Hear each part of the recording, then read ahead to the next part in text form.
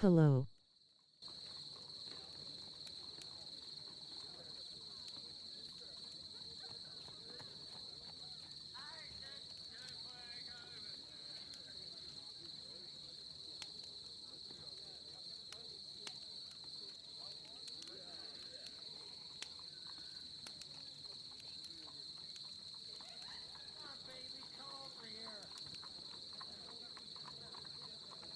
Hi.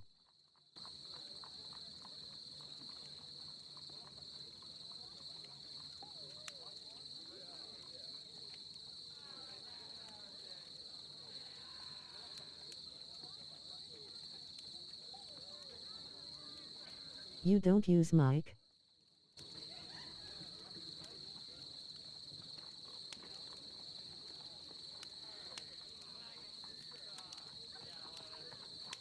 I use it sometimes.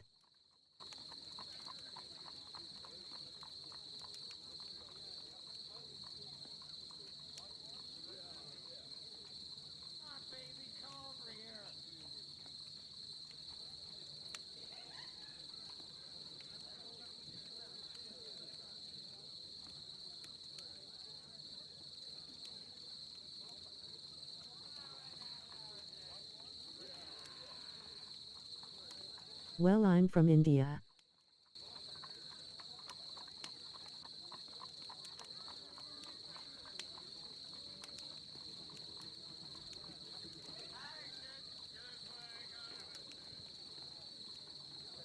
That's good to hear.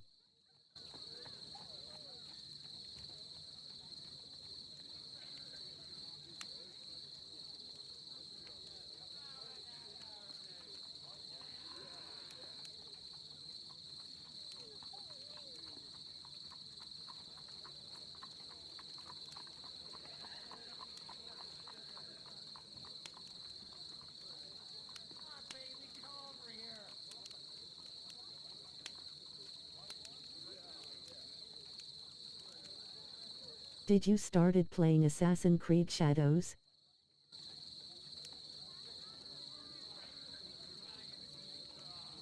Yeah, I did.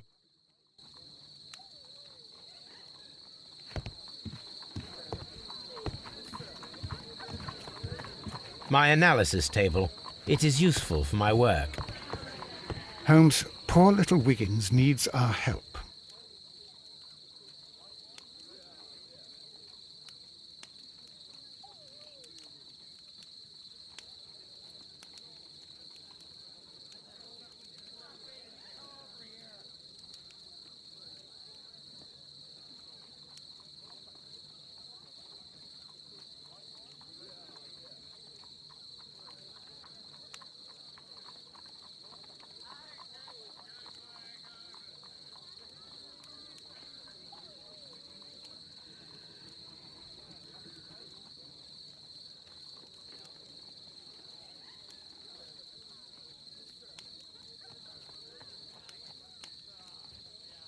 What's your PlayStation ID? I will add you if you don't mind.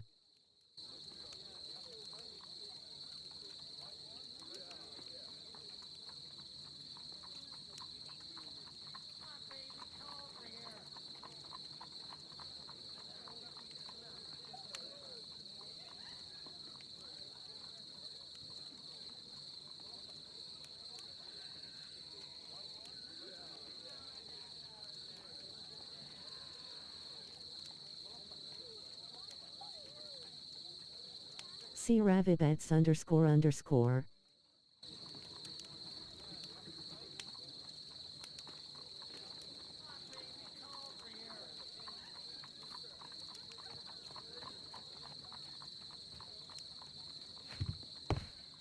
A map of London and the surrounding area.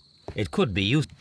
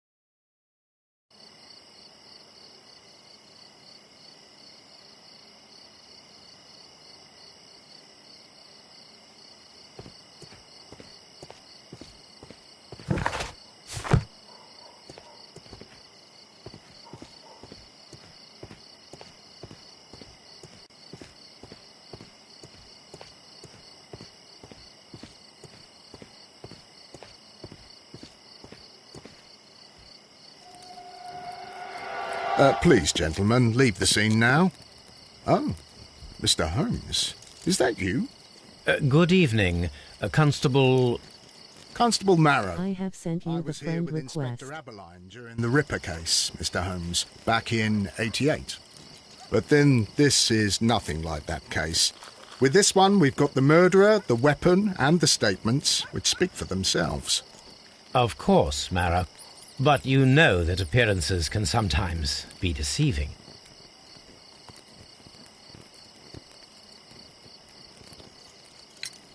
Who were the victims?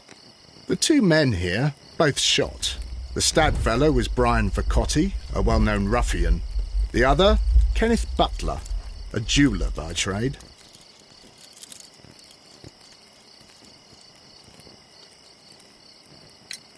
Are you spoke Okay, of I accept it. statements? You have witnesses? Well, I was there, so I gave my own statement. And then there were two other witnesses who said they saw the killer Chapman. Mr. Turner, a gentleman who lives in that flat over there. And Polly Powell, a flower seller, who was over at the far side of the street. So, Constable Marrow, I should be delighted to hear your testimony. I was standing at the north side of Half Moon Street. That was the side that you came from. But you would have been unable to observe this part of the street, where we are standing now. That is correct. But I saw the two victims slowly enter Half Moon Street, and then shortly after, the fireworks started. A few minutes after that, the fellow Chapman rushed towards me and ran into Half Moon Street. Please continue. I didn't pay attention, but suddenly I heard a woman's cries and police whistles on the other side of Half Moon Street. I rushed over there and I saw the two dead bodies on the ground. When I reached Whitechapel Street, I saw Leighton Chapman. He'd been caught by two police constables. Did you hear the shots? I didn't hear any shots. The fireworks were all over the sky. They were so loud I couldn't hear anything else. What were the fireworks in honour of, Constable? Well, today's Queen Victoria's birthday, Mr. Holmes. Ah, yes, I appear to have lost track of the days. It is May now, of course. Constable Marrow, what else caught your attention while you were running through Half Moon Street? I saw nothing but rats, and I took the time to light every corner with my lamp.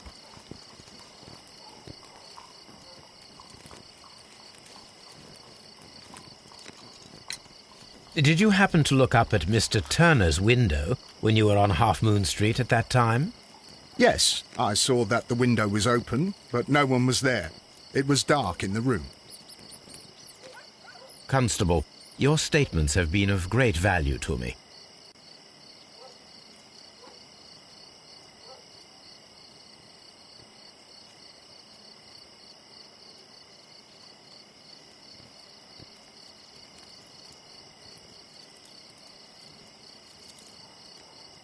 The bullet struck his head.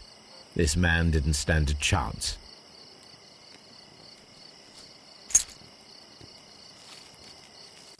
This is an ordinary key. I wonder what kind of door it opens.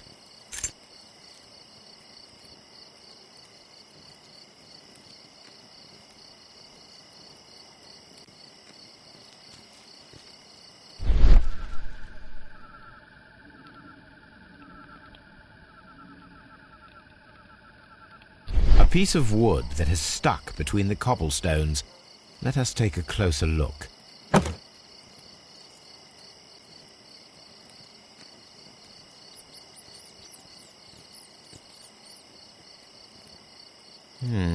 This shard of wood is quite new.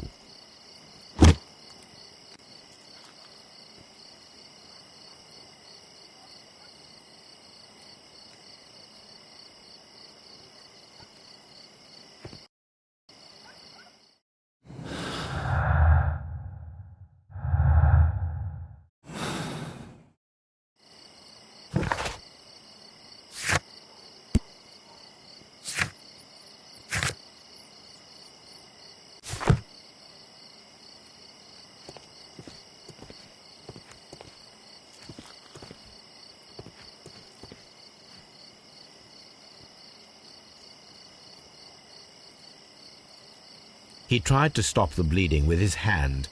Death was not instant.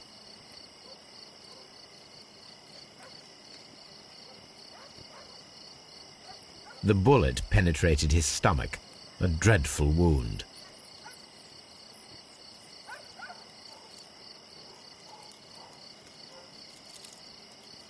A tattoo from Westgate Prison. Vacotti must have done some time there.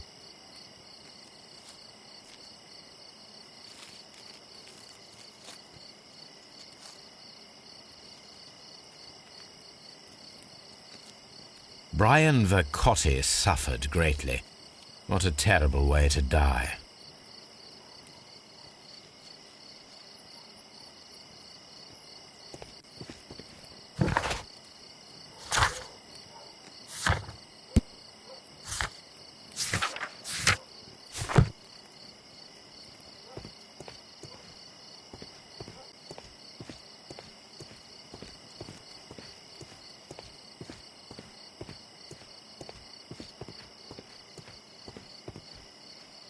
Good evening, Mr. Turner.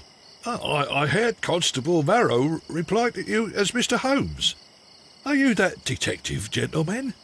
I've heard of you. And, well, I know things about this evening. Excellent. Might we hear your story? Could you tell us everything that you may have seen or heard? I was already in bed when the fireworks started. A few moments after, I clearly heard 2 gunshots from outside. Please continue. I quickly got up and I grabbed the lamp from my nightstand and I rushed towards the window. I looked down and I saw 2 bodies. And there was a man with a gun who was standing nearby. Where exactly? Well, near this body. Did he notice you? I don't think so. He rushed towards Whitechapel Street without looking around.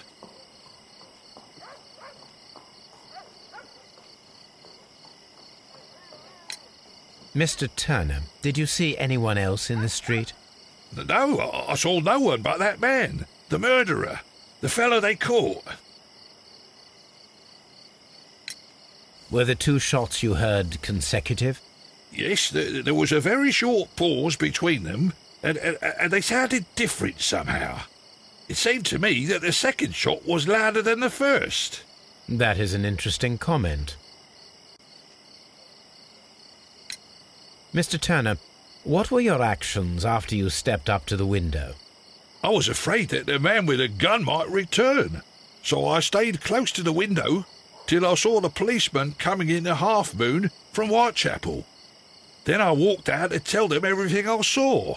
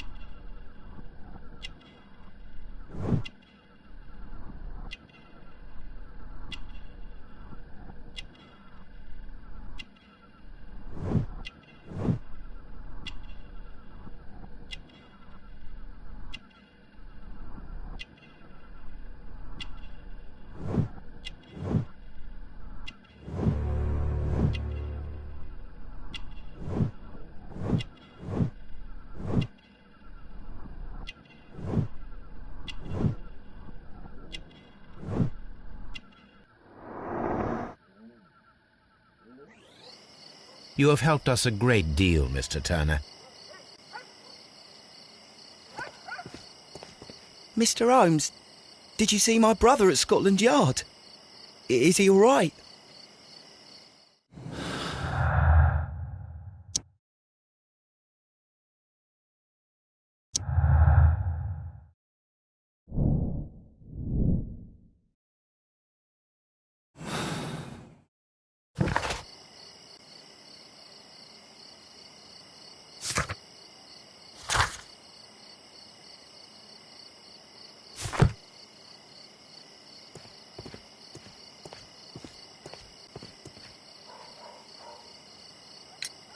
Mr. Turner, you have stated that you remained close by your window after the crime. Is that correct? Oh, yes, Mr. Holmes. I stayed at my window until the policeman arrived to examine the dead bodies.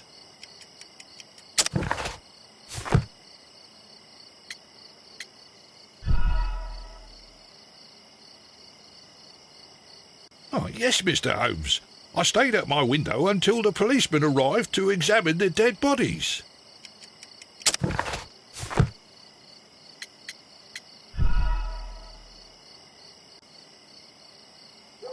Oh, yes, Mr. Holmes. I stayed at my window until the policeman arrived to examine the dead bodies.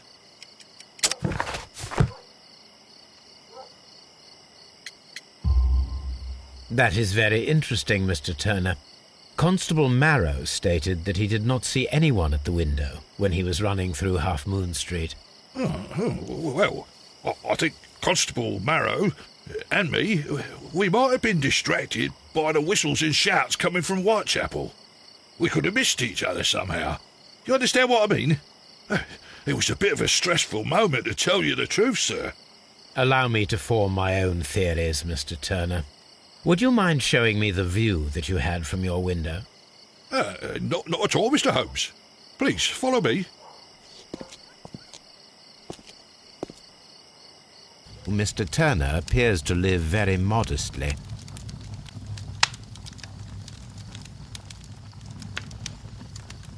This fire is dying out. It was last tended to over an hour ago.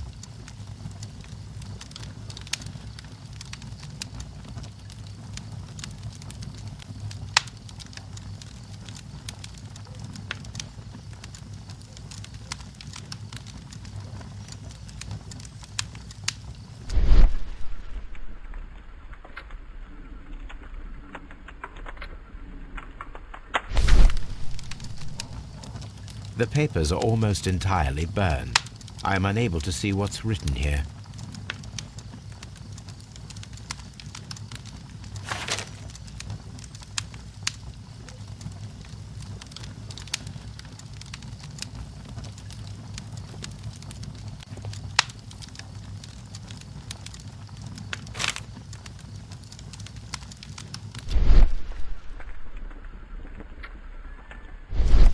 These words are illegible.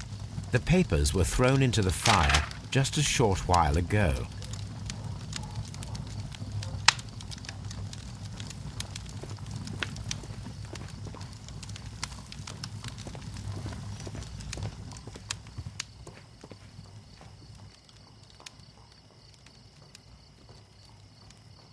This kitchen knife is quite sharp.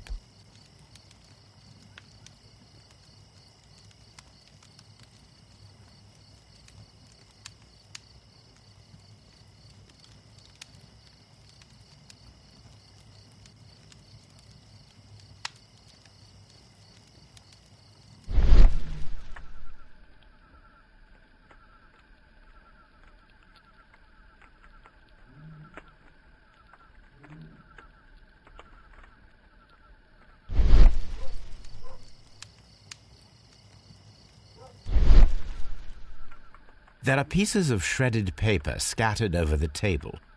This kitchen knife was used to cut the paper.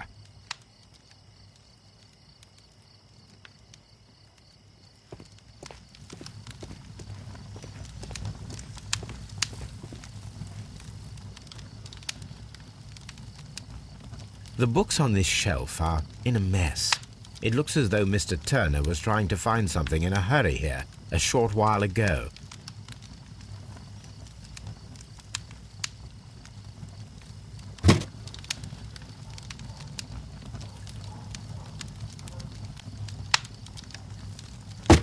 A perfect match. So, Mr. Turner broke his stick when it became stuck between the cobblestones. He did not mention that he was so near to the victims.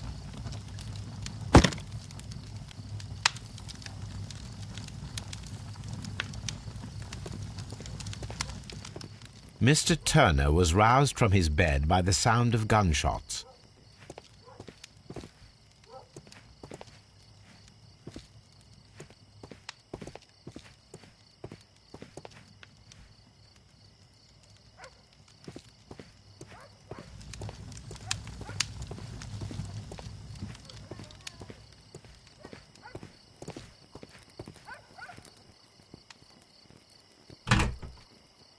so.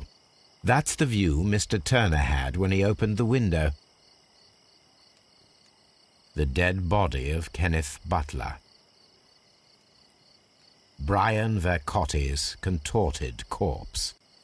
Mr. Turner had a perfect view of the crime scene. He saw the bodies clearly, and Leighton Chapman standing over them. Anything else you would like to know, Mr. Holmes?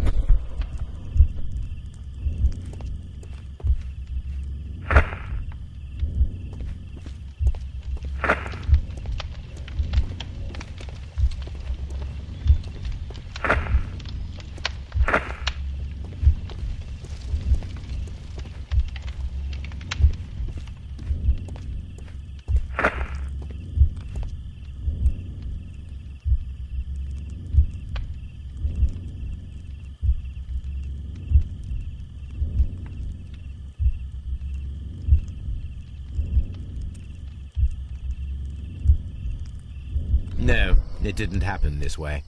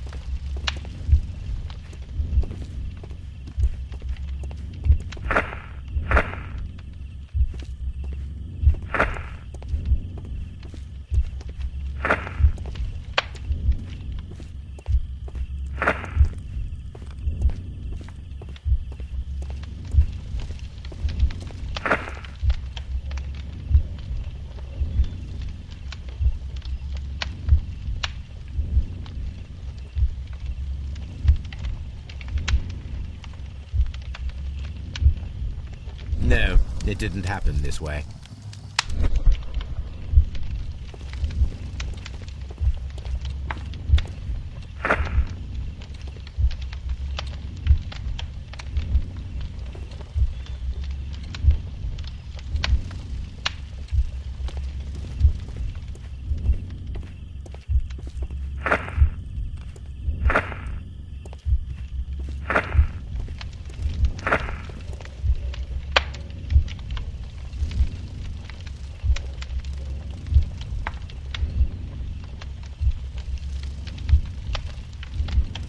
No, it didn't happen this way.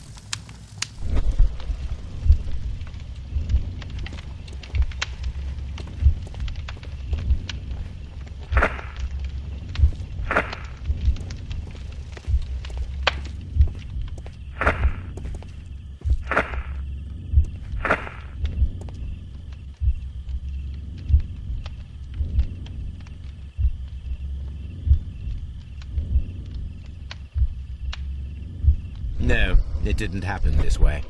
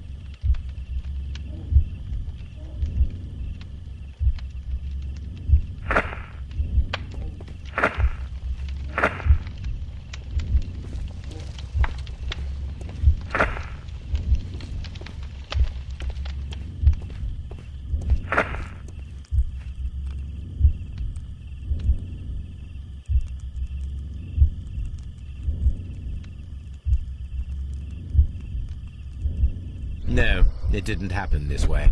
Mr. Holmes, did you see my brother at Scotland Yard? Is he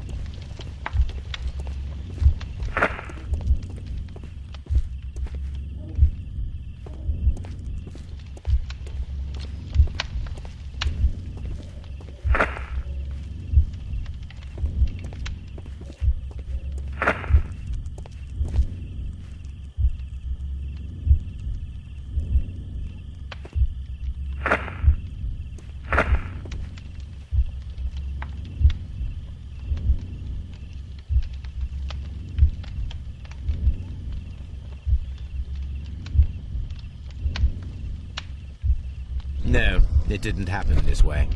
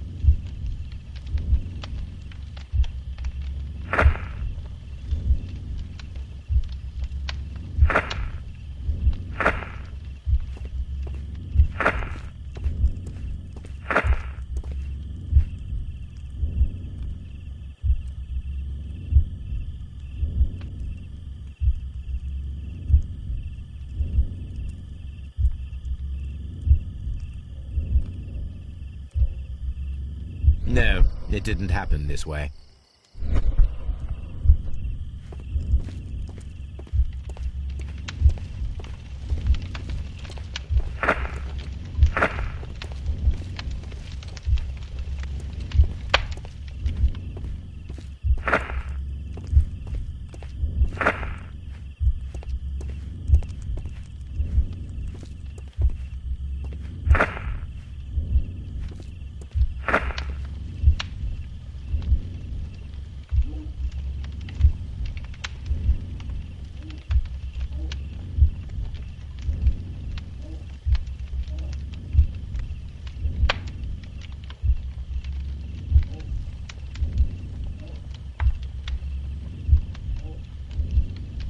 No, it didn't happen this way.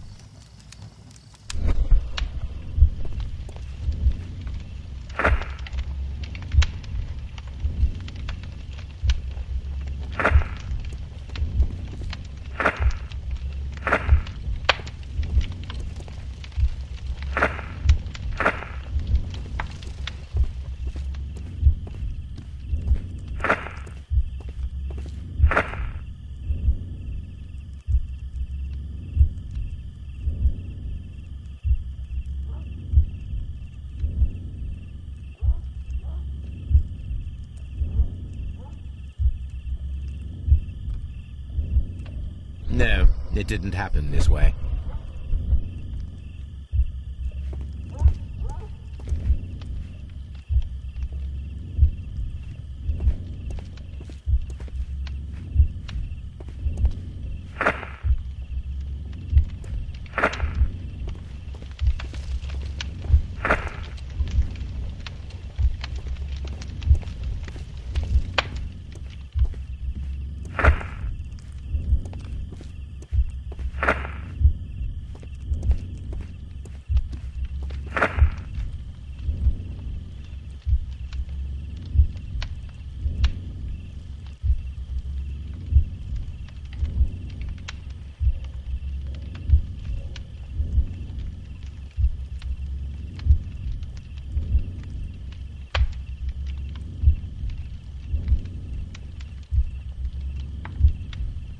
No, it didn't happen this way.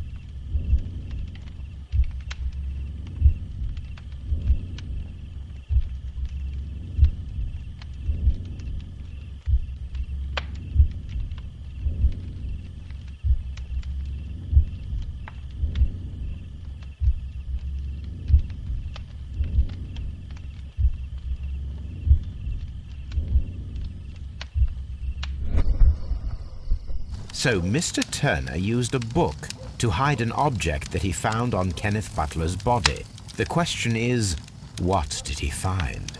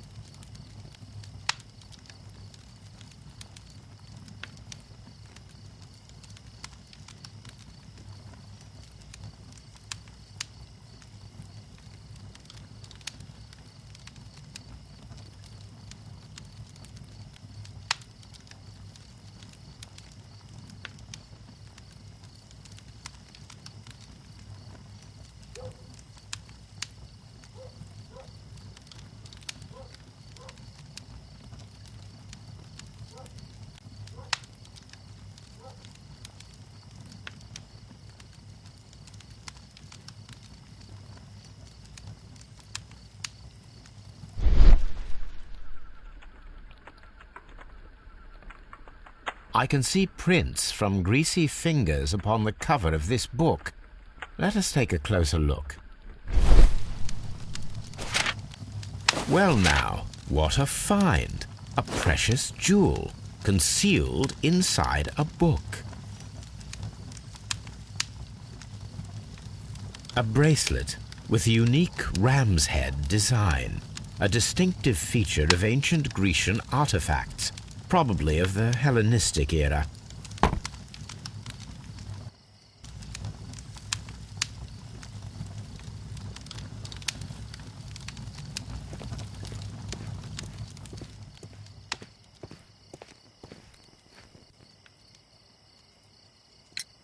Mr. Turner, how would it be possible for a man of advanced years, such as yourself, to rush from his bed to the window in a matter of seconds, as you have stated? Well, I'm able to move very quickly, despite my age. And when the situation requires it, Mr. Holmes.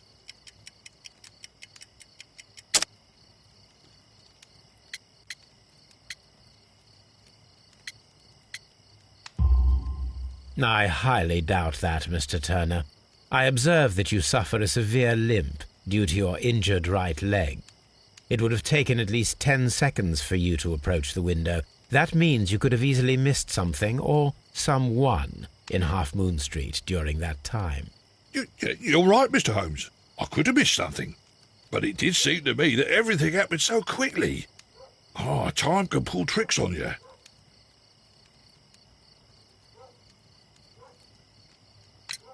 And what of everything else that you told us? Mr. Turner, it is vital that we have your complete and true statement. Mr. Holmes, I do assure you that the other things I said were most sincere.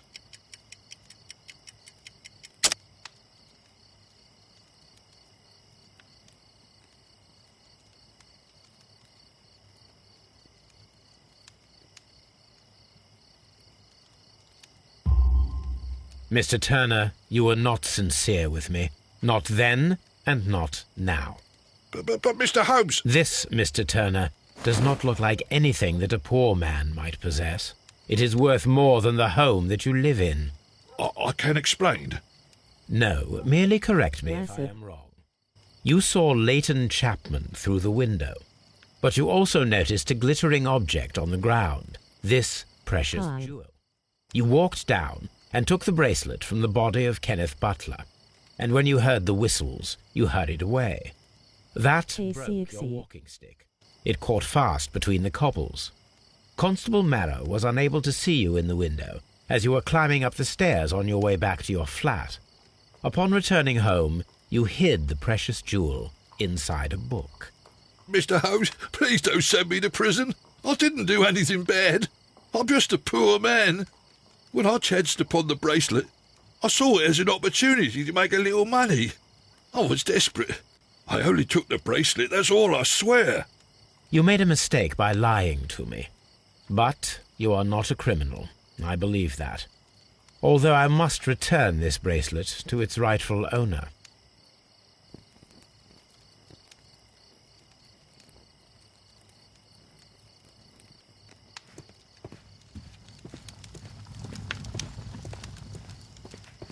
Hold on, I'm on the bus right now.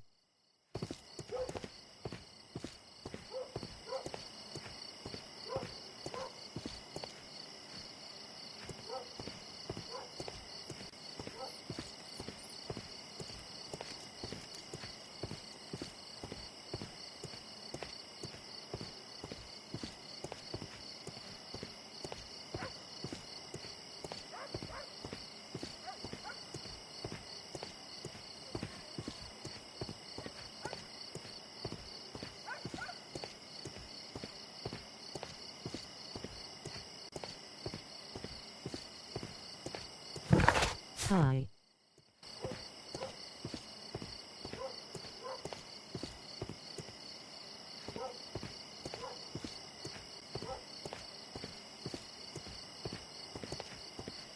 Locked.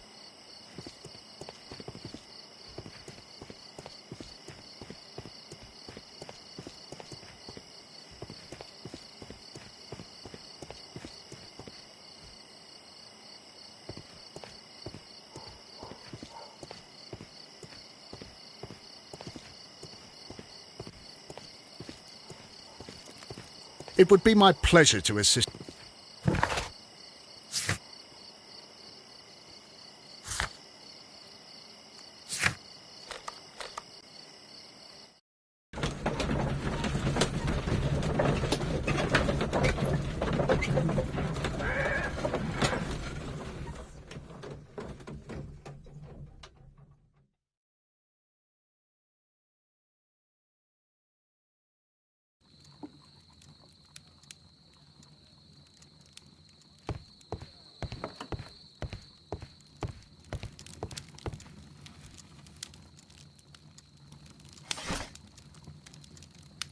That is not the one I need.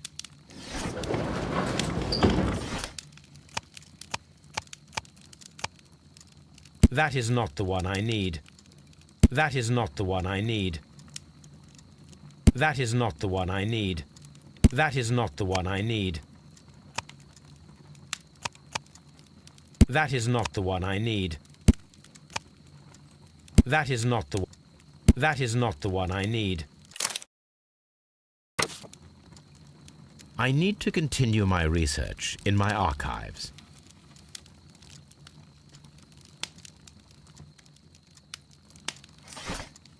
That is not the one I need. That is not the one I need. That is not the one I need. That is not the one I need. That is not the one I need. That is not the one I need. That is not the one I need. That is not the one I need. That is not the one I need. That is not the one I need. That is not the one I need. That is not the...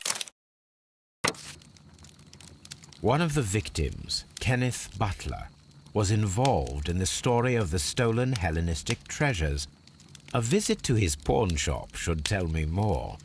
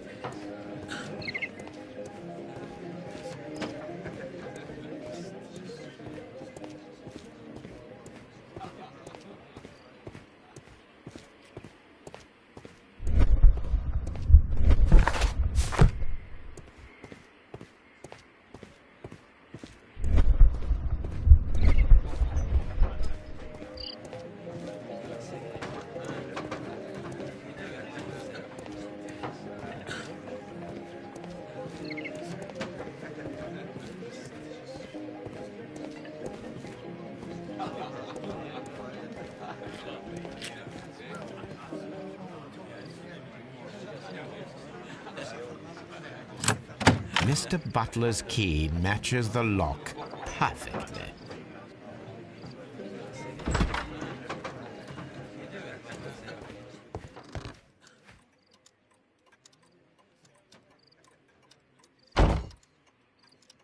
Crampons and a sharp ice axe would only be brought here by a mountaineer.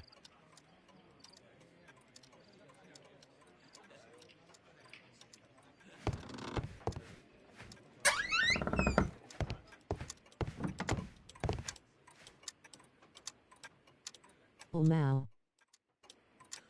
A flare pistol.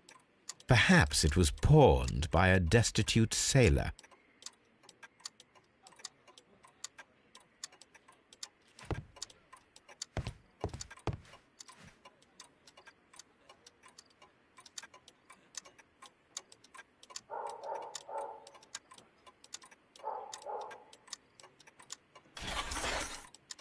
It looks as though Mr. Butler kept a careful record of his operations.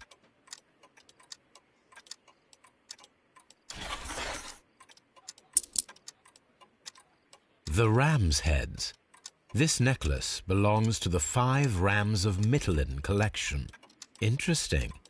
That means that Kenneth Butler owned a part of this collection all this time, 10 years after the theft.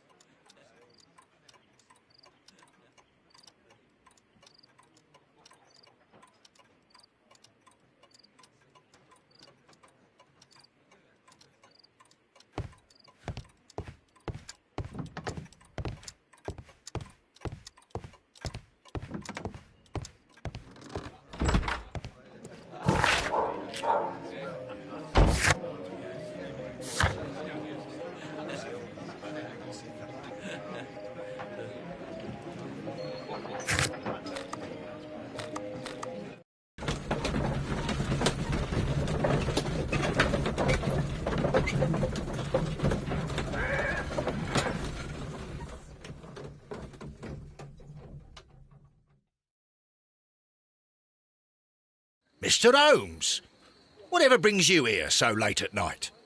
I'm interested in the case of young Leighton Chapman.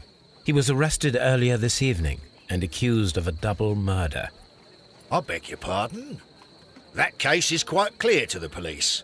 Or are there any new facts that we don't know about? Who knows, Inspector? Look, you are free to investigate, of course, Mr. Holmes.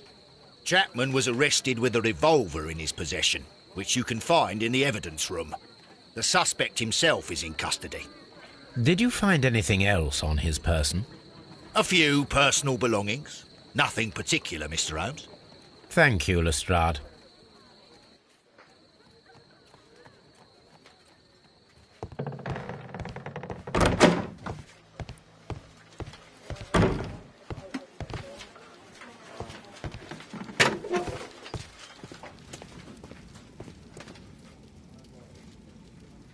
A cheap watch, bought with his own money, no doubt. So this is the gun that Leighton was holding when he was caught by the police. It is a Webley revolver, a reliable weapon. It seems as though the shells were not removed from the cylinder.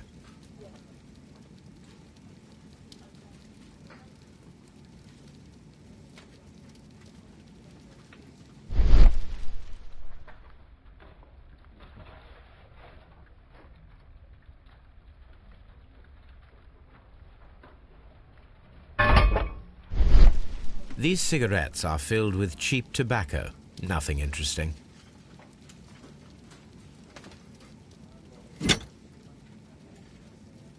It seems as though the shells were not removed from the cylinder.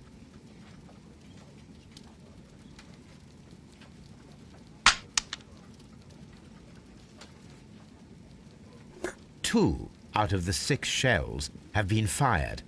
There were 2 shots.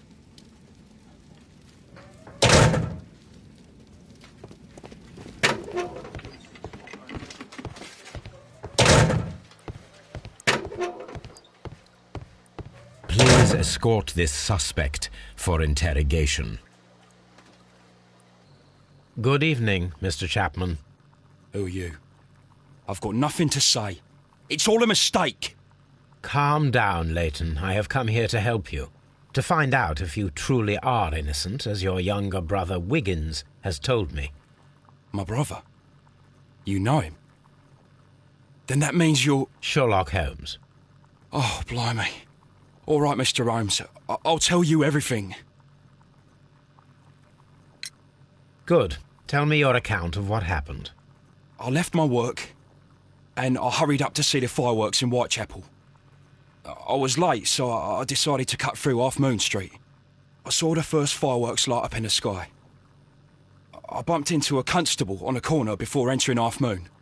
Then suddenly, what with all the firework flare, I saw 2 men.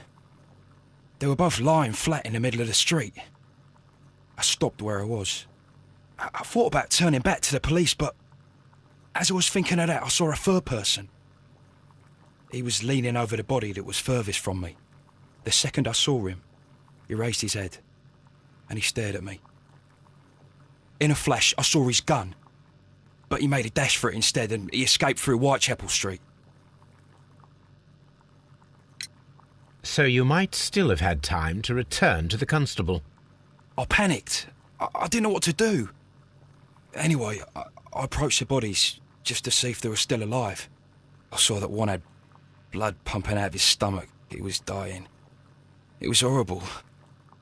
The second one was already dead. He had a hole in his head. He was holding a gun in his hand, though. I took it, and then I followed the third man. Interesting. Pray, continue. I turned a corner, and I saw the man standing in the middle of the street. He seemed to be in some sort of panic.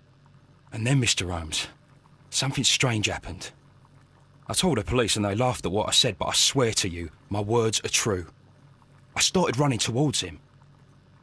But then I was blinded by a flash. It was so bright that I hardly saw anything for a good dozen seconds. But I kept running forward. As I arrived in Whitechapel, I heard a woman screaming. And then I was caught by the police. But there wasn't a trace of that man. Of course, then they found a gun and all that blood. I couldn't see the murderer escaping and all that mess.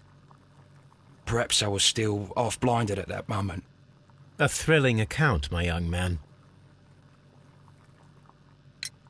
Leighton, are you able to describe the person whom you saw standing in Half Moon Street? Well, I wasn't able to see his face at all. It was too dark, and he was too far away. I could see his silhouette. And what about that? Nothing so special. He was wearing a jacket. He was quite average in size and his weight. I see. Was there anything else that struck you at the time? No. But perhaps... It's strange, but I can't remember the sound of his footsteps as he was running away. Perhaps it was because of the fireworks or the surprise of me seeing him.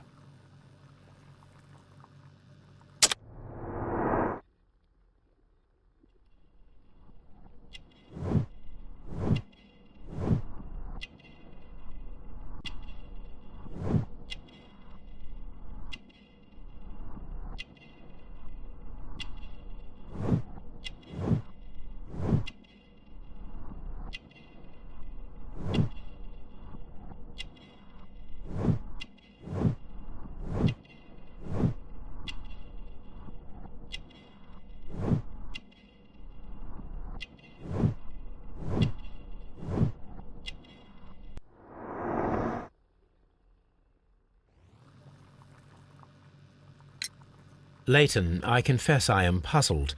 Why should a young lad like you take a gun from the hands of a dead man and set off in pursuit of a probable killer?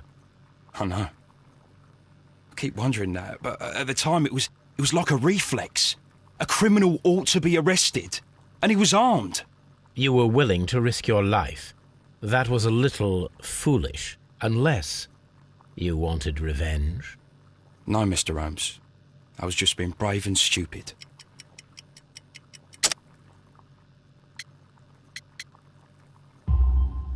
I'm sure that you were, but I believe that you may have recognized one of the victims, Brian Vercotti.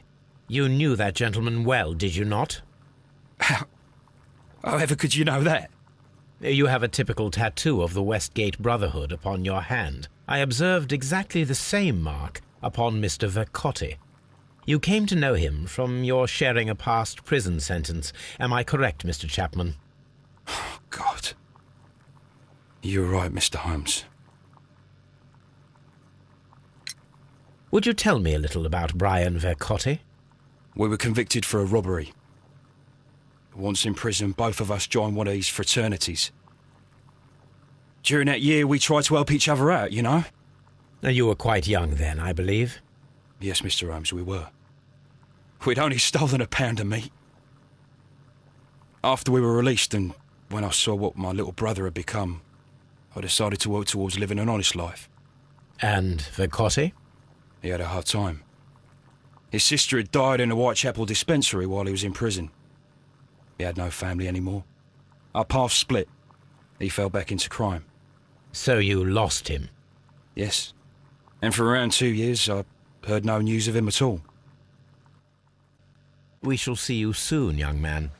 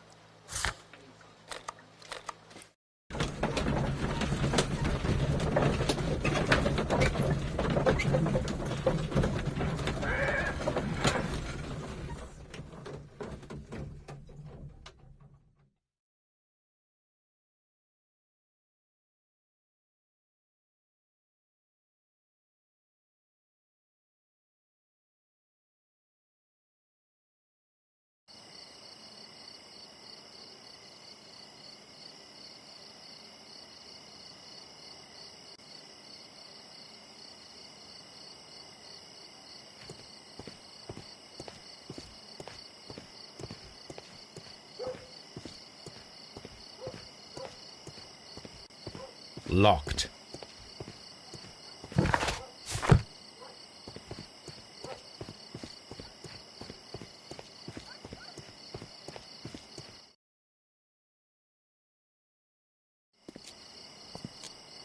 What's up with you, lad? What are you waiting for? I'm waiting for my brother to be released. Your brother?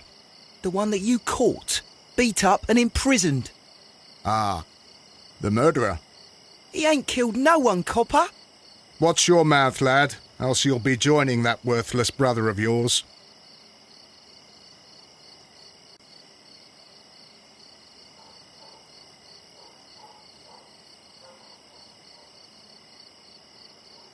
A fairly long pole with a forked end.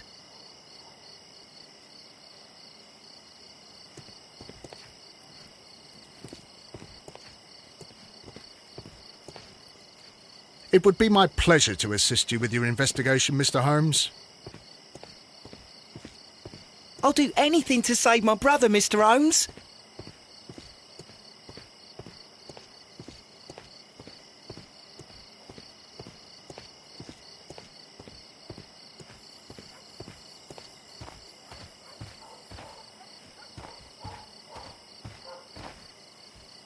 Mrs. Powell? What do you want? My name is Sherlock Holmes. I'm assisting the police with their investigation of the crime that took place this evening. Well, I've already gave my testimony, but very well. Could you tell us everything that you may have seen or heard? Yes. I was selling my flowers as usual, and then the fireworks began, in honour of Queen Victoria. I enjoyed those. But then, all of a sudden, a young lad ran out of Half Moon Street and stopped just by me. He had a gun in his hand. He was like a ghost, and all covered in blood. It was dark, but I could see him, because of the flashes from the fireworks. And then?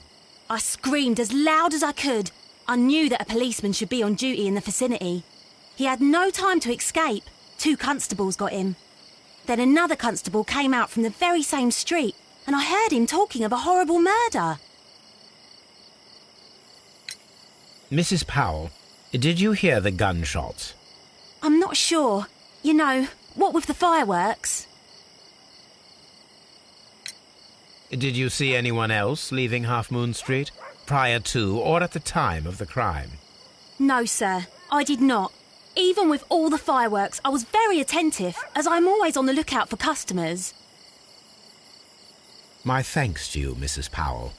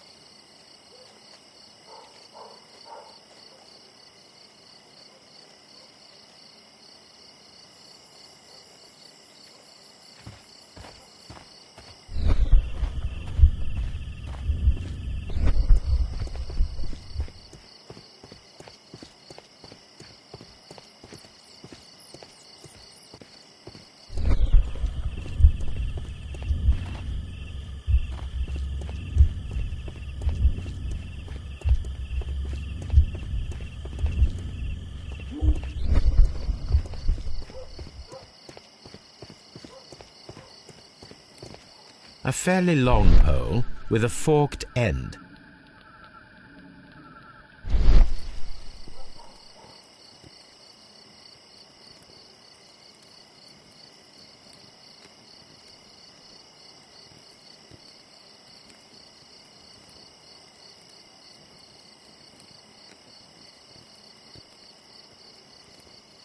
A fairly long pole with a forked end. It would be my pleasure. Hey CXC.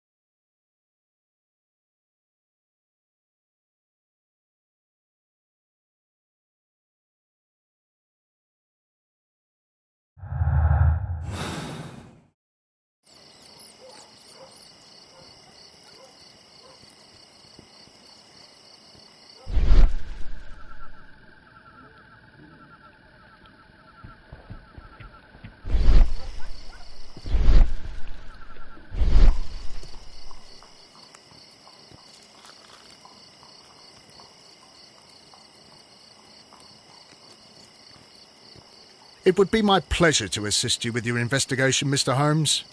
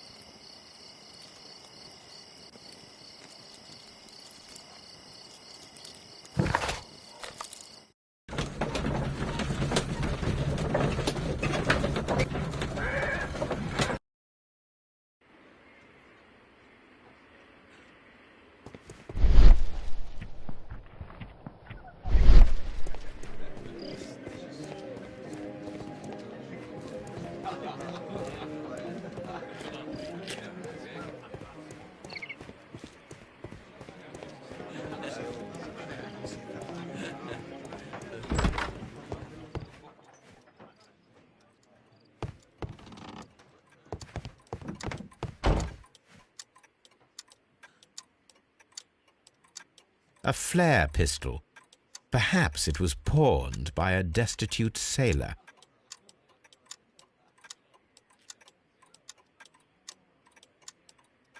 Wasp CXC.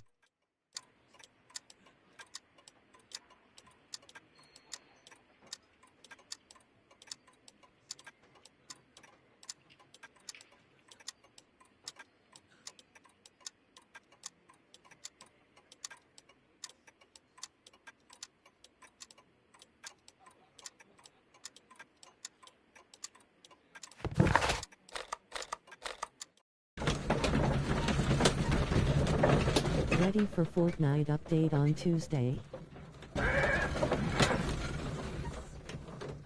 Yeah, I am.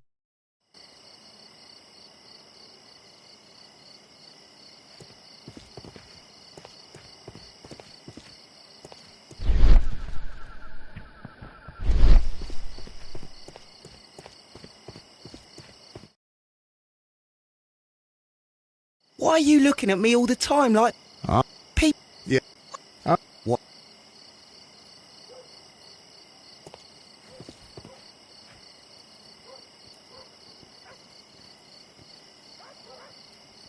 He tried to stop the bleeding with his hand. Death was not instant.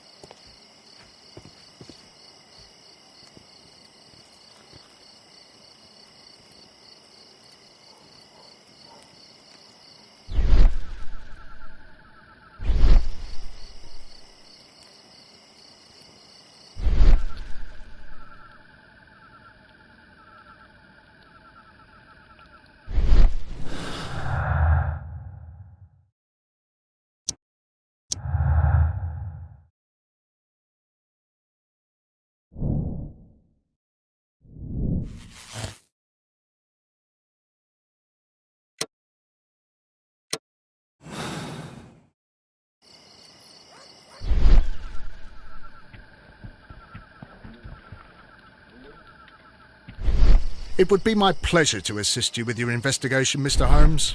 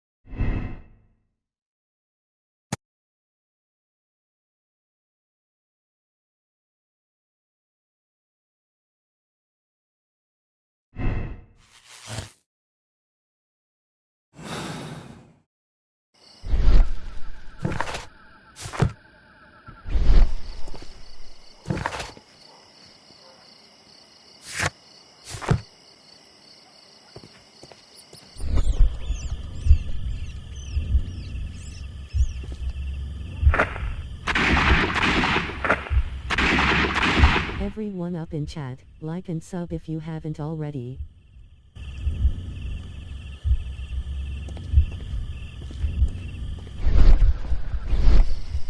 I am unable to see any higher. I...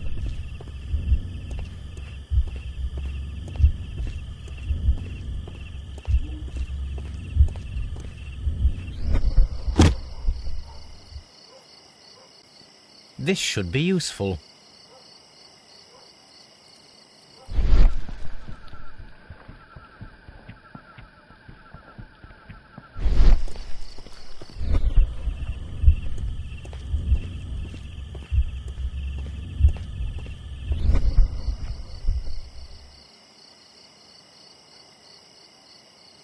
Nothing interesting here.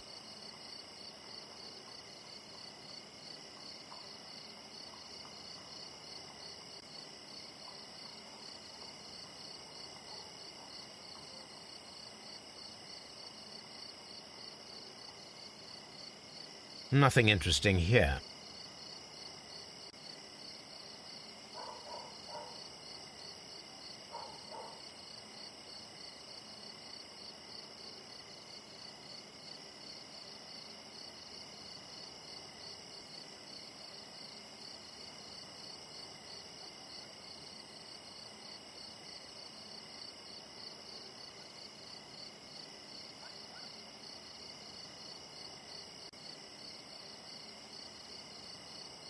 Nothing interesting here.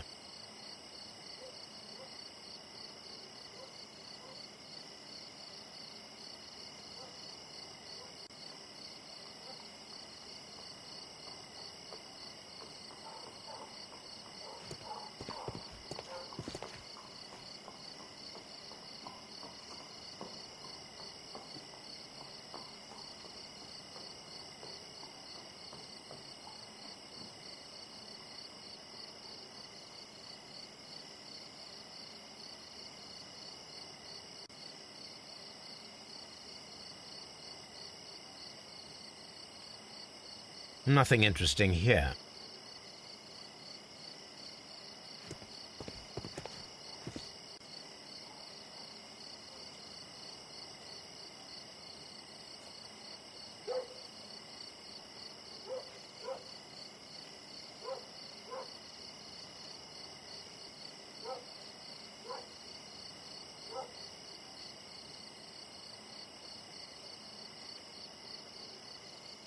Nothing interesting here.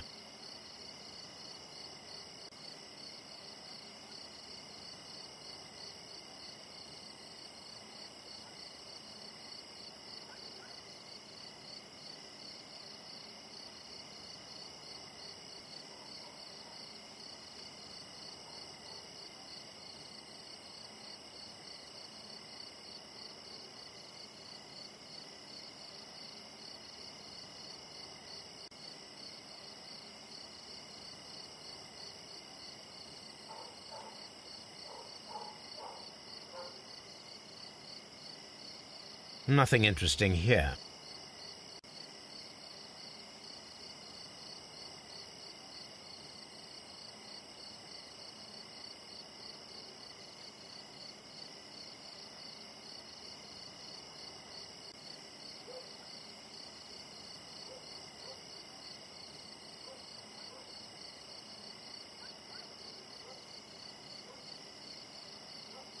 Nothing interesting here.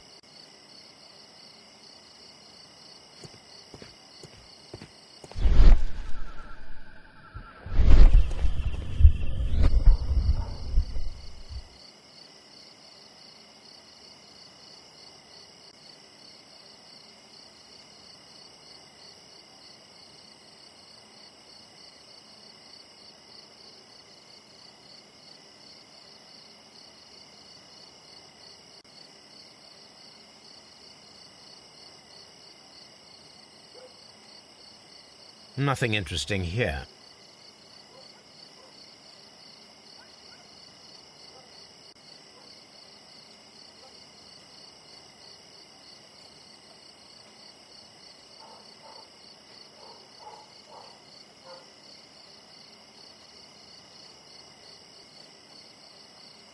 Nothing interesting here.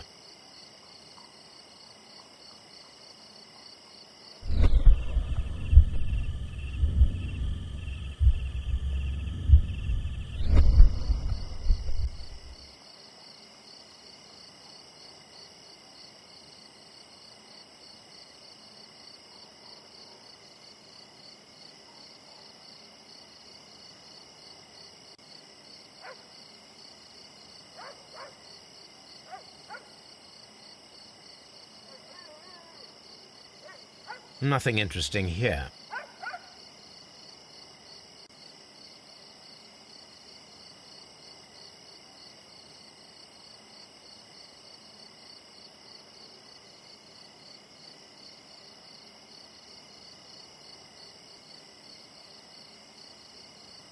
Nothing interesting here.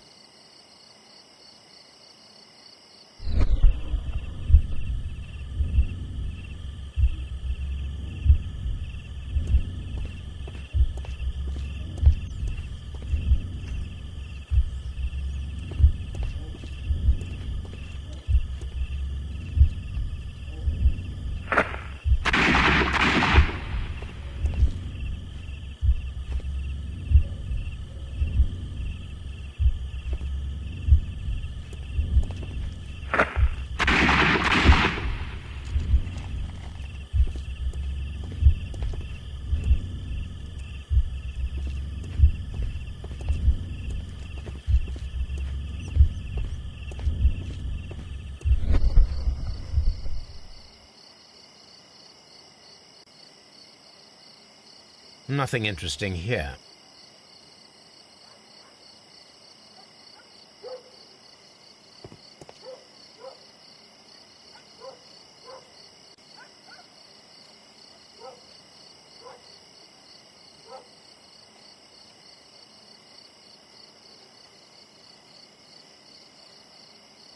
Nothing interesting.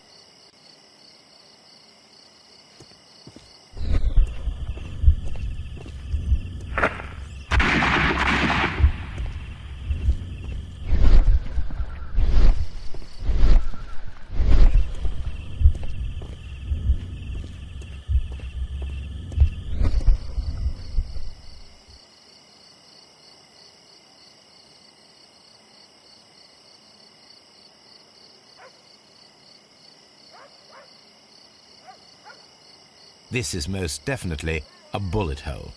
The brick cracks are fresh.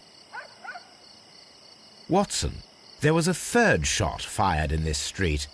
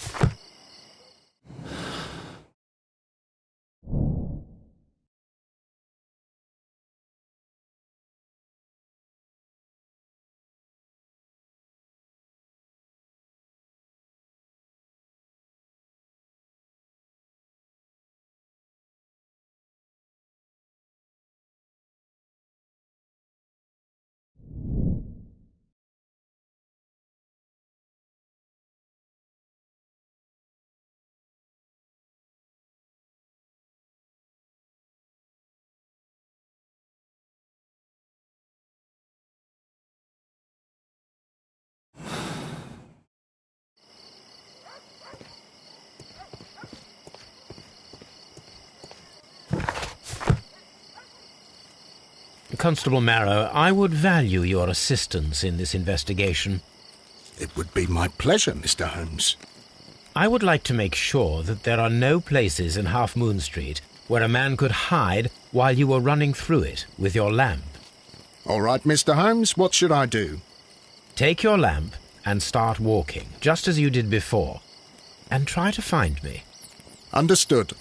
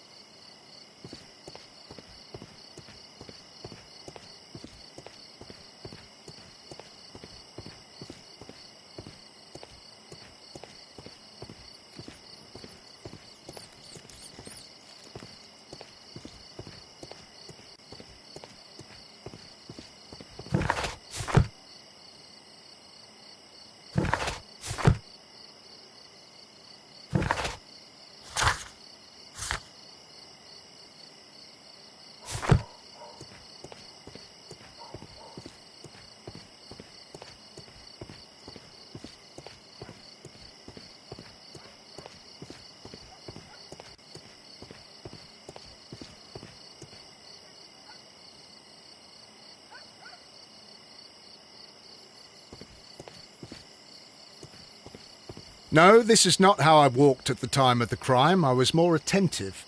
Let's start over again.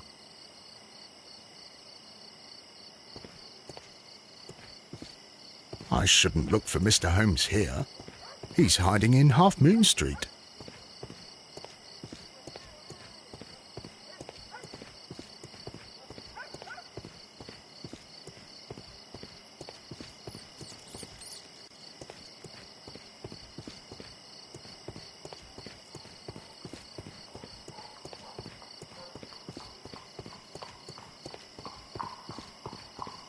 I shouldn't look for Mr. Holmes here. He's hiding in Half Moon Street.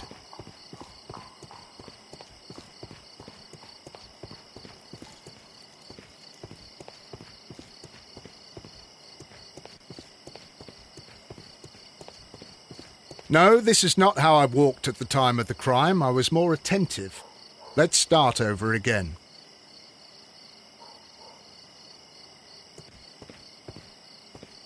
I shouldn't look for Mr. Holmes here. He's hiding in Half Moon Street. I can see you very well, Mr. Holmes. All right, Constable. Let's try again. I'll find another place to hide.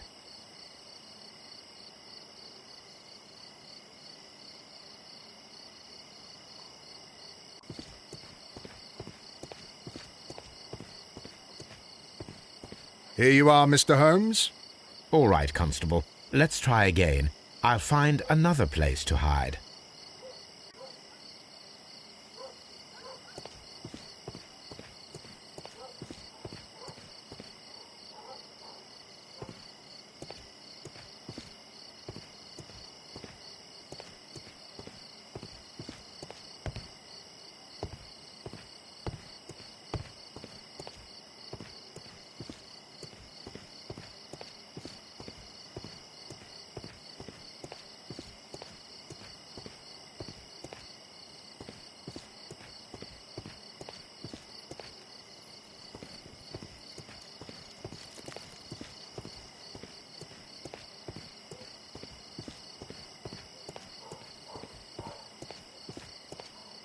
Mr. Holmes, it wasn't difficult to find you at all. It is obvious now. No one could escape Constable Marrow's lamp while hiding in the street.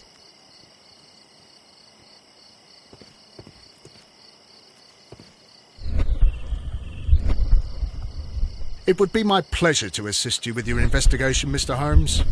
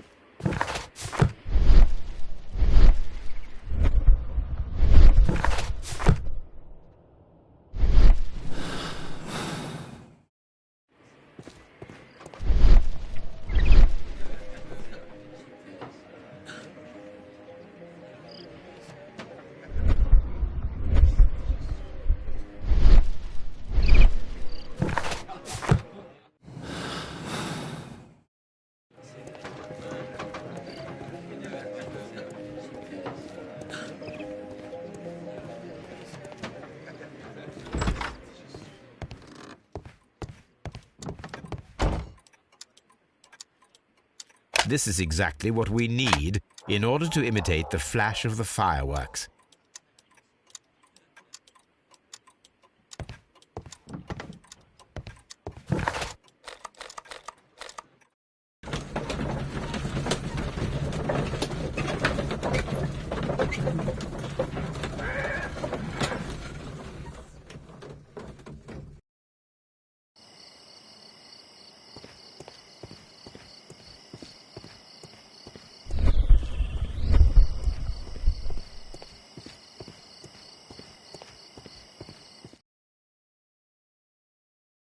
Wiggins, my lad, what are you doing here?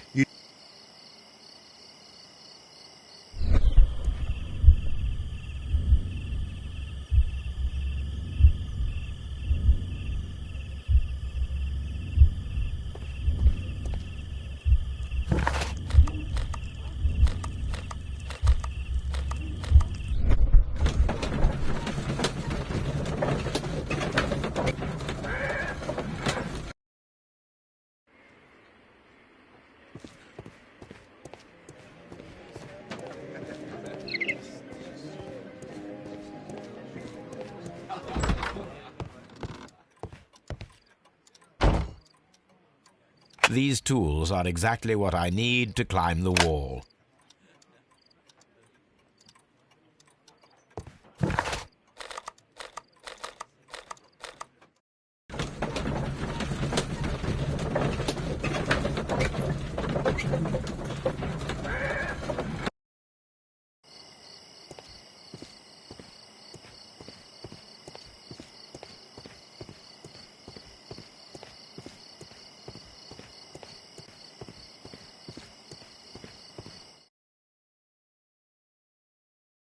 Look here, lad. You don't...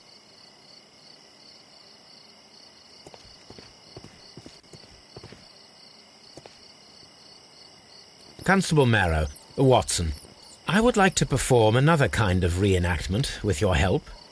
I'm listening, Mr. Holmes. I want to check if Leighton's testimony can be trusted.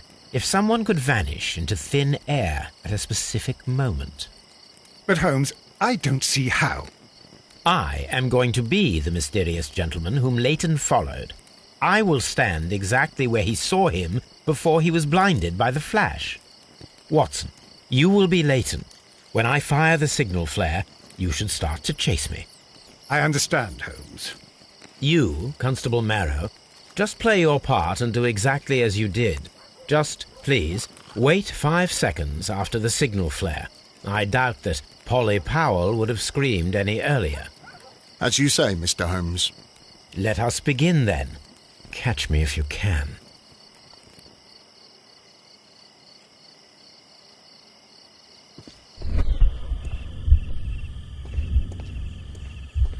The streetlights fall directly on this wall. Not an idea. This wall is cast in shadow. It would be...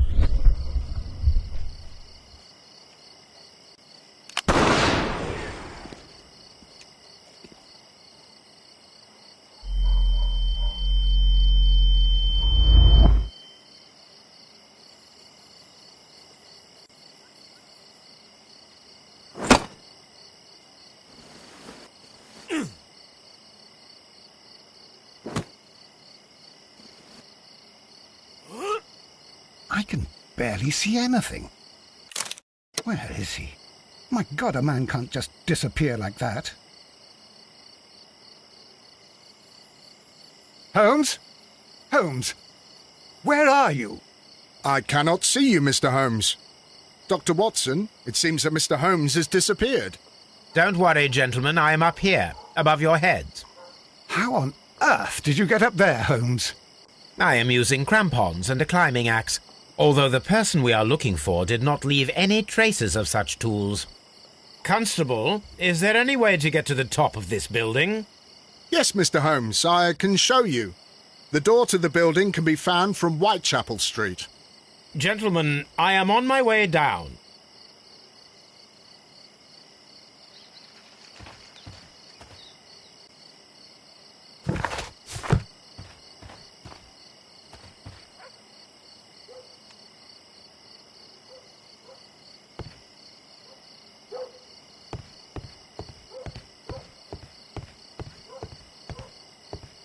These shards of glass are from the window above.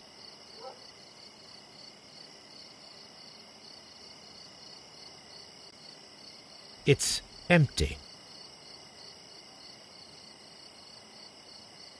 Someone broke through the window to get inside the attic, but in his haste he ripped his jacket.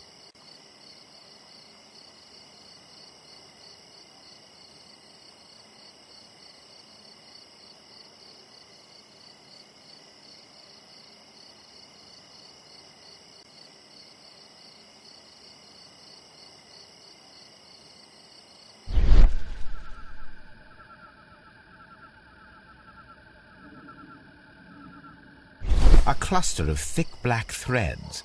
They're unusually strong. I should examine them under the microscope. We can conclude that the person whom Leighton saw climbed up the wall, broke into the attic window, and escaped through the hatch.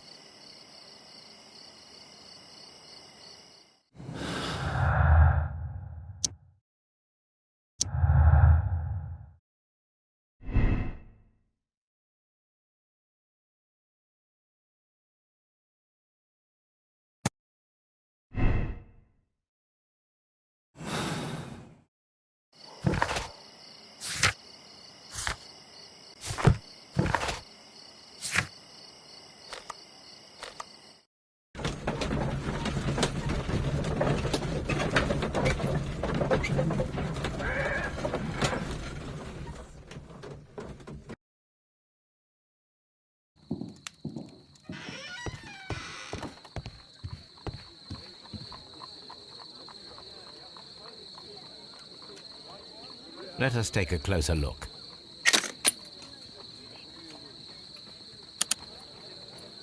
It is not a thread, but a hair. I very much doubt that it is human. I need to compare this sample with a human hair and a horse hair. A shaving brush is usually made from horsehair. Watson, could you please pass me your shaving brush? Here you are.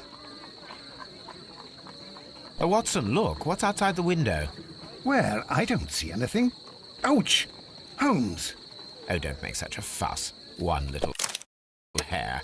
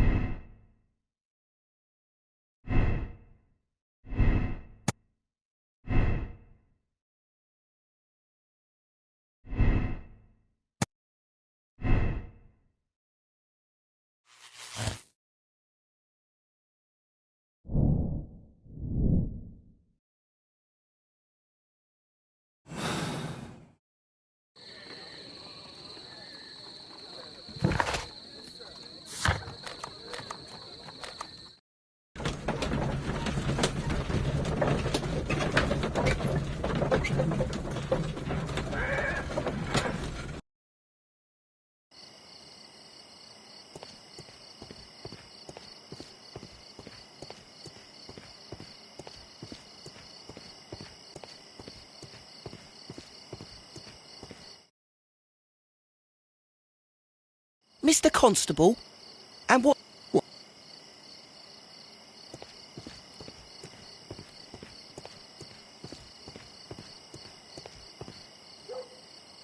Mr. Holmes?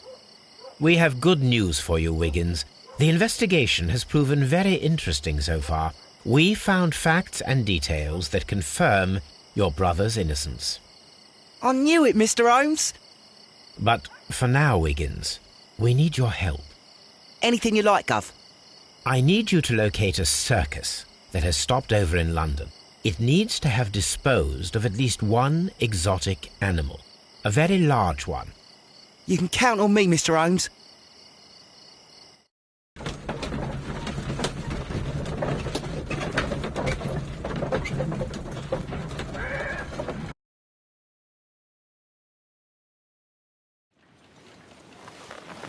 I do hope that those children don't get into trouble, Holmes. Don't worry, Watson. I predict some news in 7 seconds. Mr. Holmes, we found it. Here it is. And this is a young Indian elephant, the highlight of the show. Duval Brothers, a well-known travelling circus that is currently stopped in London. I believe that is exactly the type of circus we are looking for. I'll pay it a visit.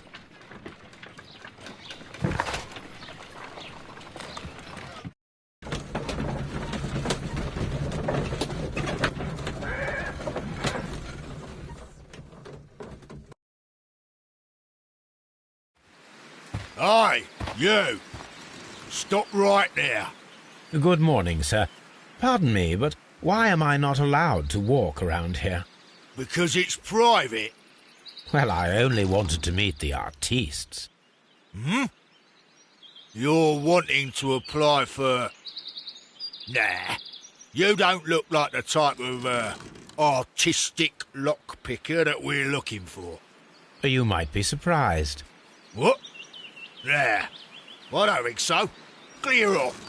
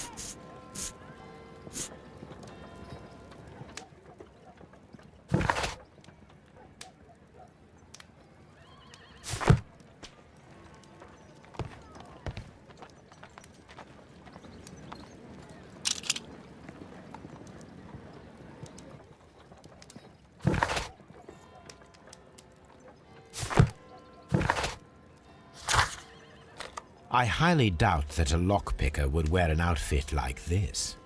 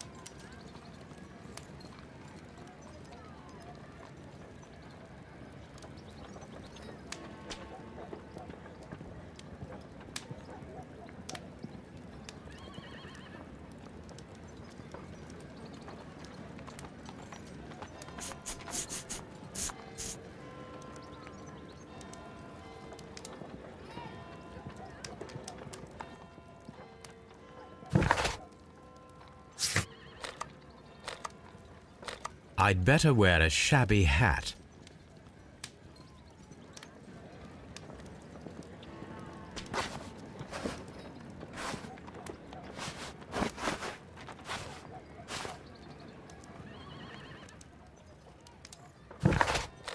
I'd better wear a shabby hat.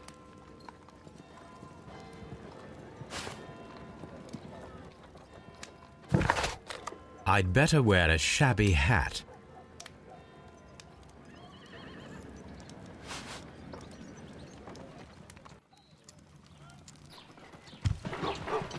Stay where you are.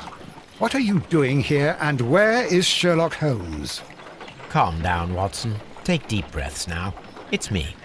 Oh, thank God, Holmes. I can't get used to your disguises. Thank you, Watson. That means I am ready to go.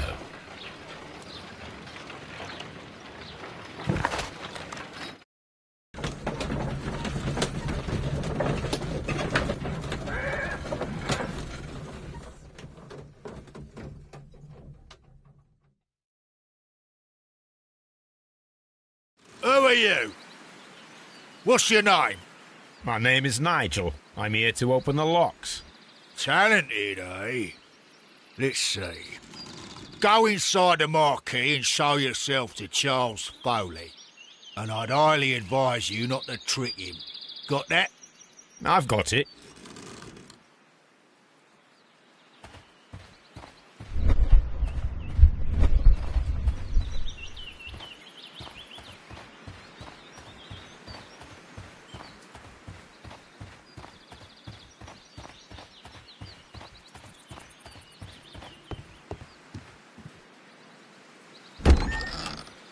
So, everything is here, just as you asked. And what about the money? Some of the barrels are wet. Transportation issues, it couldn't be helped. Whatever. We'll be here after midnight to pick up the supplies. I want to be paid first. No. You'll be paid after we make the transfer, as I said. Right? I hope that no one saw you. The police are on the lookout. Of course not. I'm a professional. Glad to hear it. Be ready for tonight, then.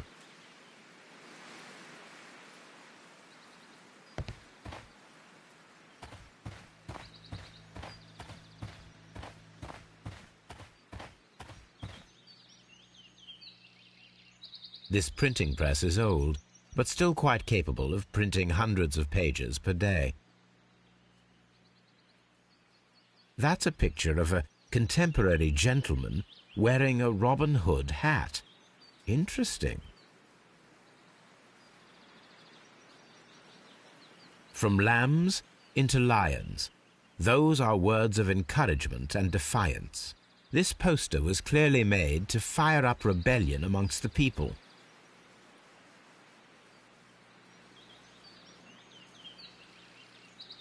There are enough posters to paste across half of London's walls.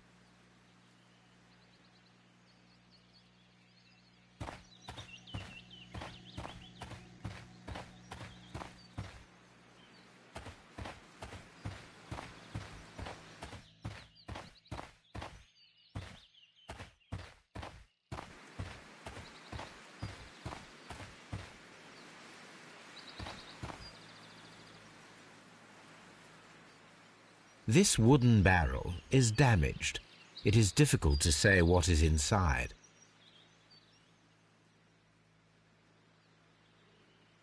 There is a spot on this barrel that was intentionally painted out. The crest of the Honourable Artillery Company. Could it be gunpowder? I need to be sure.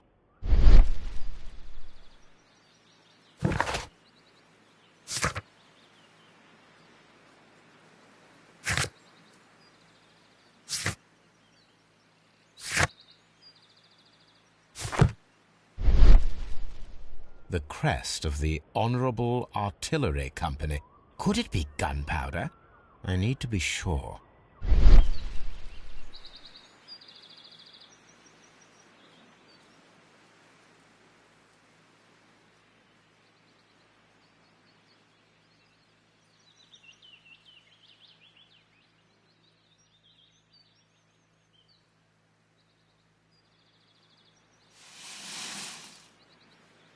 Judging by the fractions and the scent, I can confirm that it is, in fact, gunpowder. The barrels are roughly clustered. It seems as though they were brought here in a hurry. Powder kegs, a printing press, and a great many blank papers. All of this was stolen by the Merry Men quite recently. And these poster samples. I am quite sure it is not a coincidence. The Merry Men are planning some sort of sabotage. Stop right there. Who are you? Are you Charles Foley? Maybe. They say that I can open any door.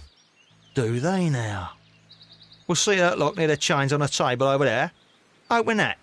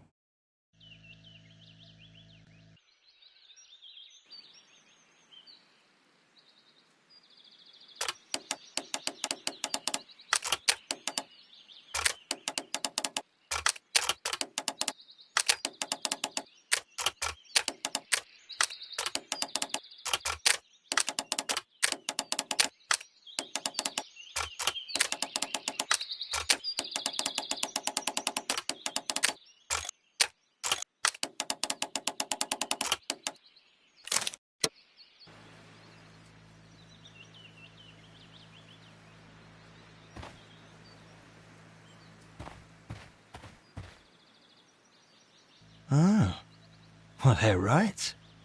What's your name? Nigel Shirley, from York. Ah, Nigel from York. Never heard anything about you. How'd you hear about me?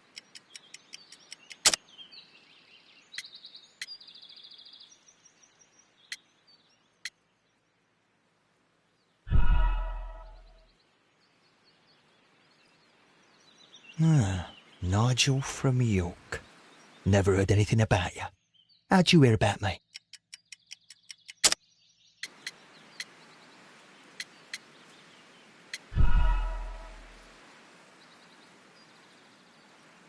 Ah, Nigel from York. Never heard anything about you. How'd you hear about me?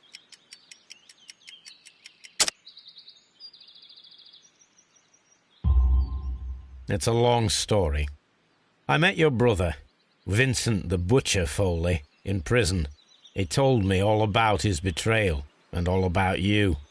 Before I was released, he told me that you might find a job for me one day and pay me some money for me craft. Well, he died. 7 days ago, in prison. I'm sorry to hear that. That's all right. The traitor has paid the blood price for it. And you'll do the job anyway, because I need a talented lockpicker. I know just where to search for his legacy. It's all about the Hellenistic treasures, isn't it? Osh, you fool. Now, listen up. You'll come with us tonight, and you better mind yourself. Us? Wait, who's coming then? Billy, Jack and me. And what will I get for that? We'll share the loot. The one you seem to know about. Right. Wait for us at the abandoned manor house on the corner of Ladbroke Grove and Kensington Park Road at midnight. Deal.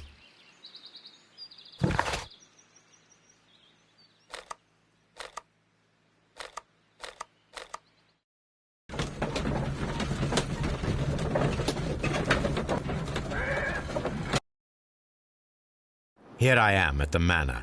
Somewhere inside it are the Hellenistic treasures. This lock is quite old. It shouldn't be much of a challenge.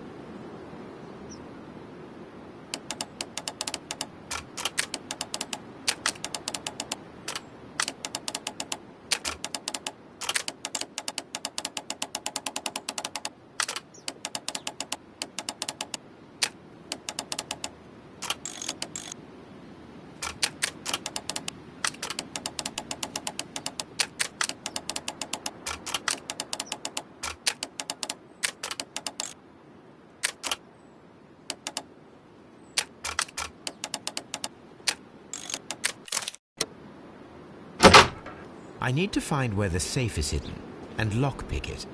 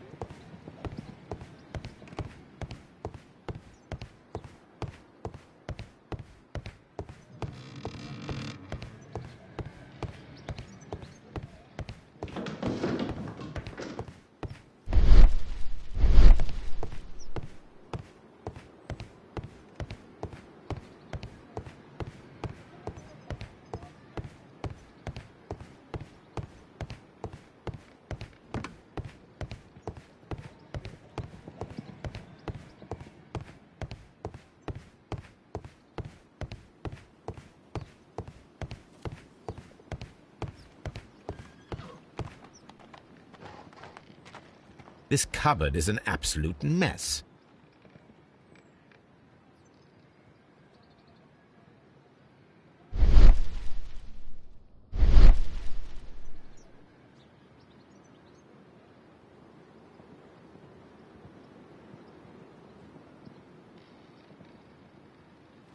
This cupboard is an absolute mess.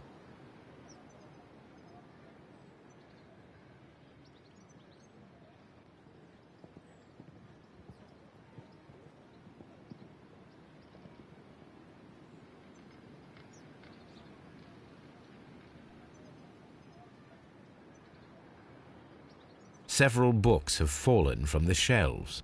It seems as though this cupboard can be moved. I'll give it a try.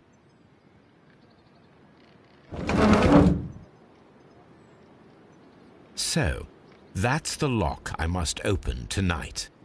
Let me see.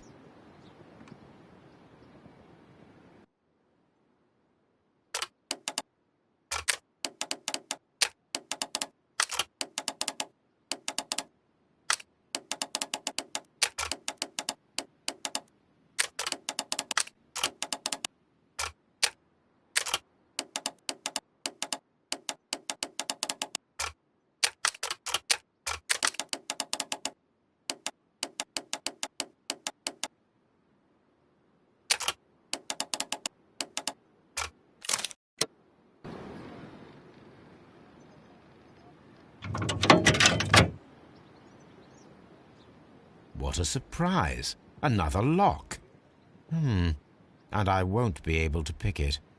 I recall that precious key around Foley's neck. It might prove a decent fit. I suppose they hired me to only open the first lock. Let us wait for the thieves, trap them, and find out. Let us check the thieves' possible escape routes in the event that they are caught off guard by the police from the front door.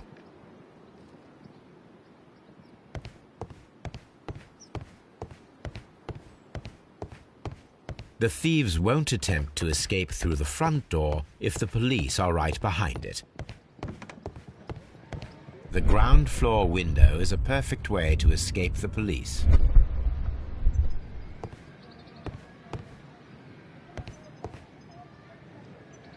This hatch leads to a cellar.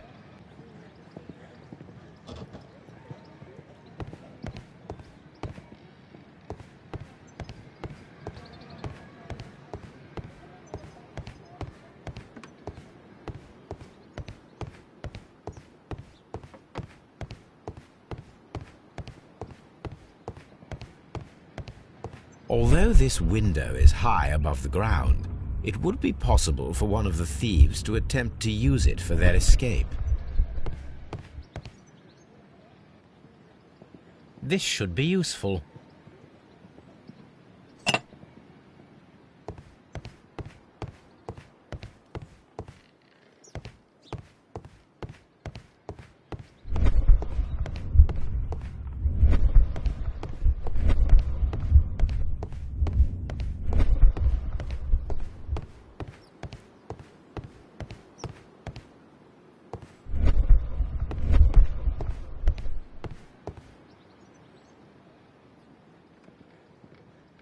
Oh, that's a lovely old carpet.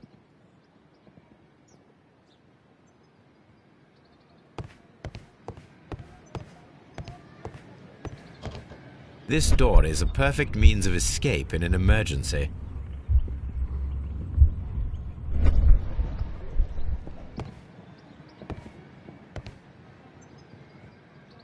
This door leads to a kitchen, which holds the shortest route to the back door.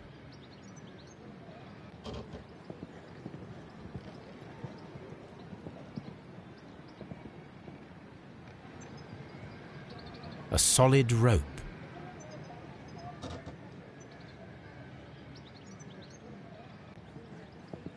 This should be useful.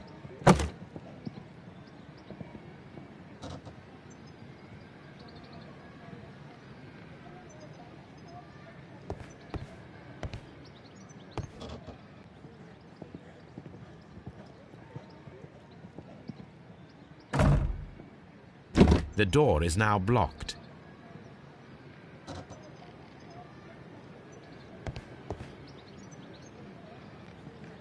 This hatch leads to a cellar.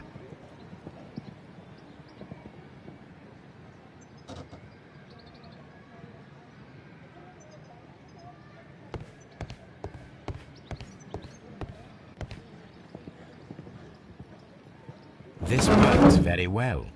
No.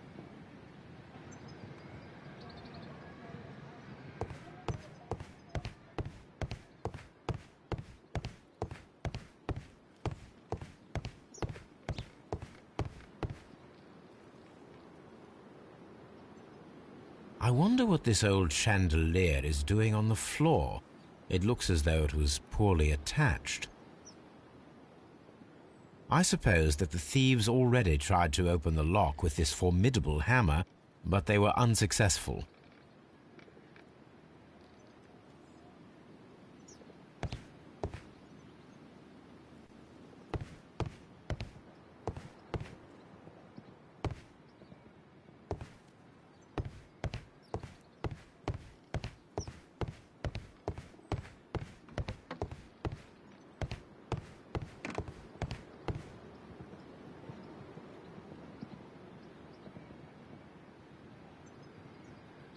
One step on these beads, and our thief will go flying.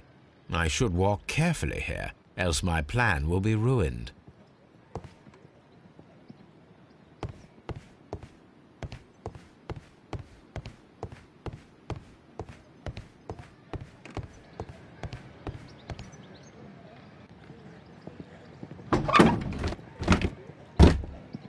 There is no ladder. If anyone falls here, he will need assistance to get out.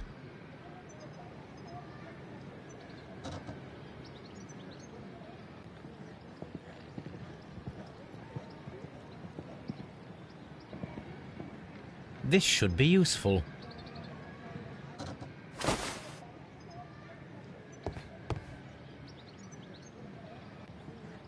This hatch leads to a cellar.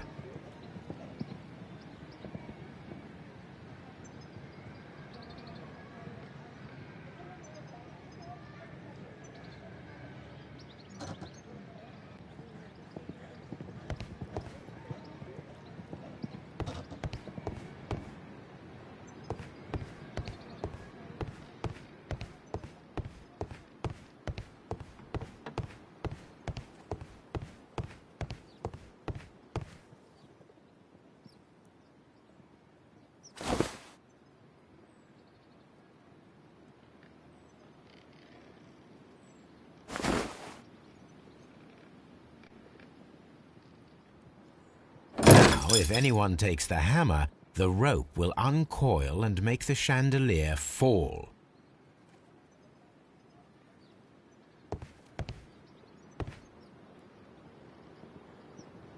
This should be useful.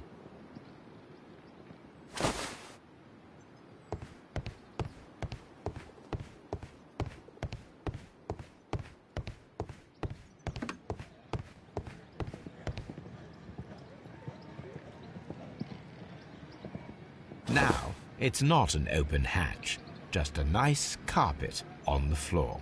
I should walk carefully here, else my plan will be ruined.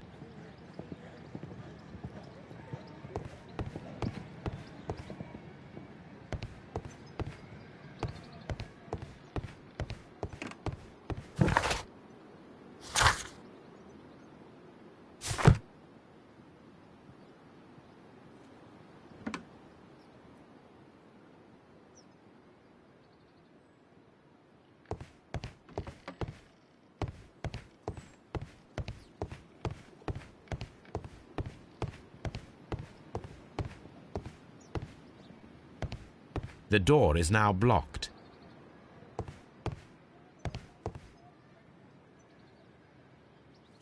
What a surprise!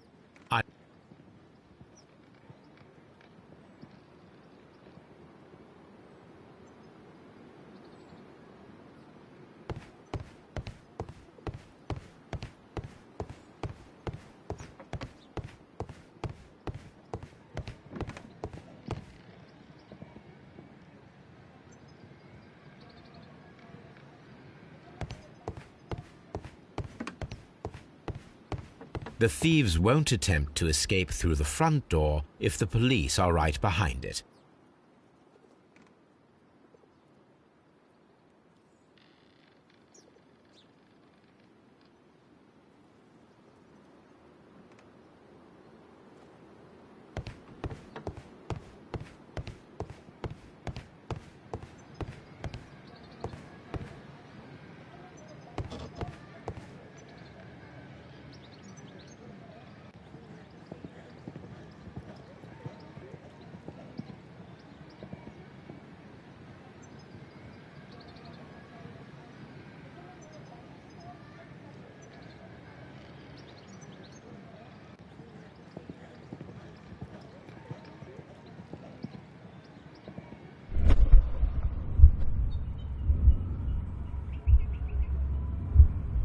Any thief who finds his way upstairs will roll down very quickly.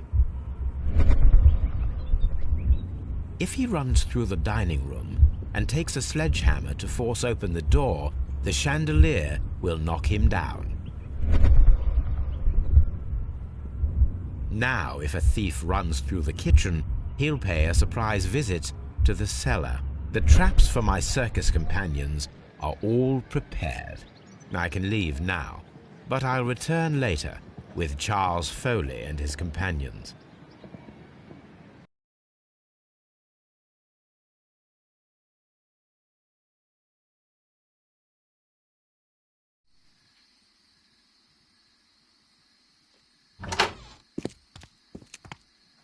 Police! Police!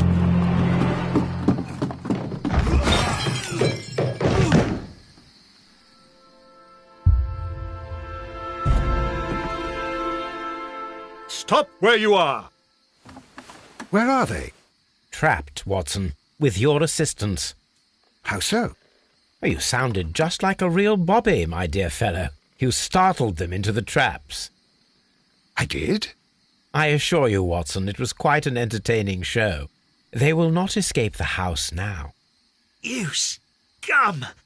And this is the pistol used for the murder in Half Moon Street. How'd you know about that?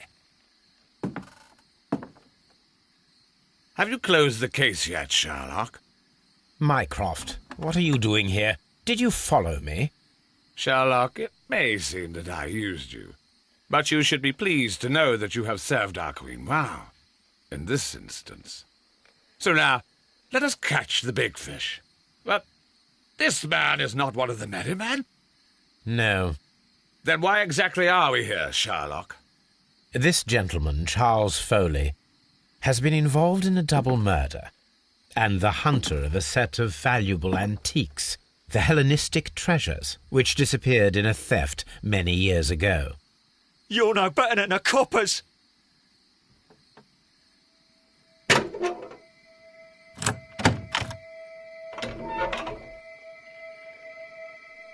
Holmes, that is incredible. The Hellenistic treasures. Indeed. Nothing but trifles. Where are the merry men? I don't know why you are asking me, Mycroft. They are yours to find. I'll see you soon, dear brother.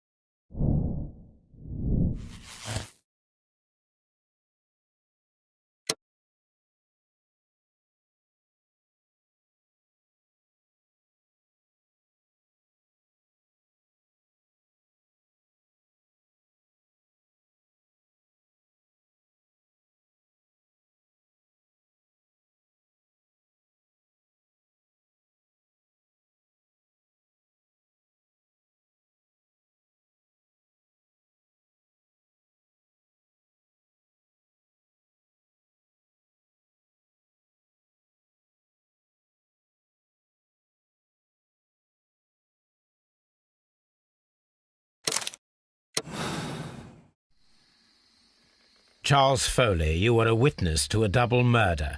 You were standing next to Vercotti when Butler fired at your accomplice. The jeweller missed him, but they proceeded to kill each other with simultaneous shots. Even if your intention was to retrieve the stolen treasure, you did not intend to kill. I shall inform Inspector Lestrade of that fact, so your sentence should be the lighter.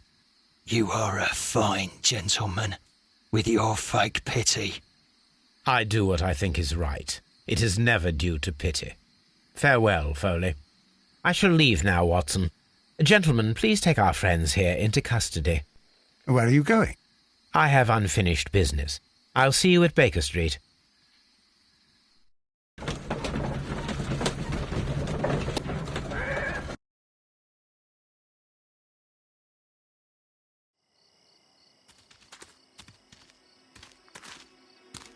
Be careful with the lamps. Don't bring them too close to the barrels. Good evening, gentlemen. Who's there? That is of no importance. What matters is who you are and the plans that you have here. So you can stop us from carrying them out? Eventually, yes. Hey, careful. You'll blow us all up. I'm listening. We are a group known as the Merry Men. But I suppose you knew that already. We are the men who've already lost everything of value in their lives. We are ruined shopkeepers. We are workers who were fired from their jobs, honest people who were robbed. We were forced out from our homes and thrown onto the street, and all of this in the name of the so-called law. The laws that were set out by our government. The laws that make the commoners only more vulnerable and the wealthy more protected. We are not only from the British Empire. Some of us are from the New Lands, America, Australia, and we are many. But men we are still, and we are merry for that we stopped being afraid. For those powers that be had done their best to plant the fear inside our souls, and we accepted it so easily. The fear advised us to keep our heads bowed. It prevented us from fighting. Bankers and politicians, they own our lives, our work, our bread, and they push us to compete between each other just to see who may serve them better. But in the end, they are the few, so they are weak. They are nothing without their titles. We should not fear them. Our so-called masters should fear us instead. The time has come for our group to stand tall. Our great and many merry men. We are going to blow up the London Stock Exchange. No life shall be lost. But ownerships, debts, and property titles? They shall all be destroyed. They're only papers, after all. So many people will be freed over this night. That is a radical step to take. What result do you truly expect? Chaos. But soon people will understand that they are free, and that they don't belong to anyone. They will be able to work for themselves, together, without letting the rulers dictate what to do, and finally justice will arise. What you are intending to do is a crime. It is not justice. How do you see justice, then? Kids go to prison for a loaf of dry bread. And how many lords do you see punished for stealing from their people, sending them to their deaths in mines or overseas to fight for land? Our masters wouldn't hear us. So now it's time to sing the song of the merry men. Will you let us do our duty?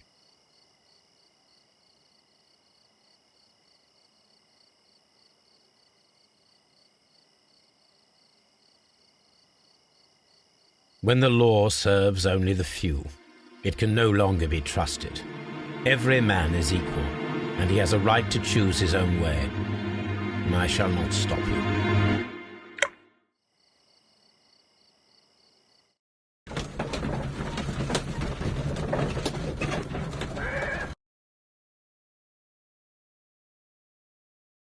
So, you're interested in Russian literature now?